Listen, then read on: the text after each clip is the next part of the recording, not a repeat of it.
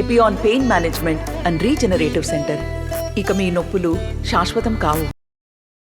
బీఫారము చంద్రబాబు చేతుల మీదకు అందరూ అందుకున్నటువంటి పరిస్థితి ఉంది. టీడీపీ అభ్యర్థులందరూ ప్రస్తుతం మనతో పాటు గుంటూరు ఈస్ట్ అభ్యర్థిగా పోటీ చేస్తున్నటువంటి నసీర్ అహ్మద్ కూడా బీఫారం అందుకున్నారు. సార్ చెప్పండి, రెండోసారి మీరు చంద్రబాబు చేతుల మీదుగా బీఫారం అందుకున్నారు, ఎలా ఫీల్ అవుతున్నారు?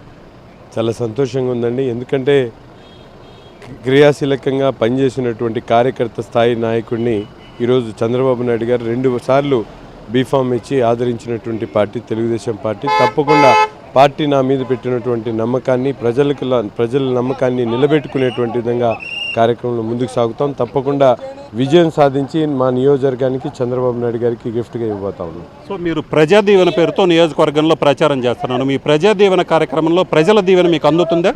డెఫినెట్లీ అండి. అన్ని వర్గాల ప్రజలు, వారు వీరని కాదు, అన్ని కులాలు, అన్ని మతాలకు సంబంధించిన ప్రజలు నీరాజనాలు పలుకుతూ ఉన్నారు.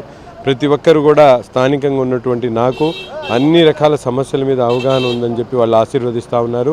ఈ రాష్ట్రంలో జగన్మోహన్ రెడ్డి గారు చేసినటువంటి ఏదైతే విధ్వంసానికి ప్రజలు తప్పకుండా బుద్ధి చెప్పేటువంటి సమయం ఆసన్నమైంది. సో ప్రధానంగా గుంటూరు ఈస్ట్ నియోజకవర్గానికి సంబంధించి చూసుకున్నట్లయితే వలసల పరిస్థితి అక్కడ నియోజకవర్గంలో పరిస్థితి అలాగుంది. పూర్తిగా వైసీపీ ఖాళీ చేయబోతా ఉన్నాం.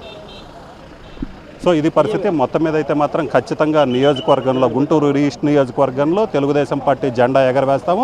జగన్మోహన్ రెడ్డి చేసినటువంటి విధ్వంసం ఏదైతే ఉందో ఆ విధ్వంసానికి ప్రజలు ఎన్నికల్లో బుద్ధి చెప్తారు. ఖచ్చితంగా గుంటూరు ఈస్ట్లో వైసీపీ ఖాళీ అవడం అనేది ఖాయమని చెప్తున్నారు. అందుకు తమ పార్టీలో చేరికలే ఉదాహరణగా చెప్తున్నారు. కెమెరామెన్ సిద్ధుతో రామారావు, ఆర్టీవీ, చంద్రబాబు ఇంటి నుంచి. మరిన్ని వీడియోస్ కోసం ఛానల్ ని సబ్స్క్రైబ్ చేయండి. లేటెస్ట్ అప్డేట్స్ కోసం వాట్సాప్ ఛానల్ ని ఫాలో చేయండి. అండ్ లింక్ డిస్క్రిప్షన్ లో ఉంది.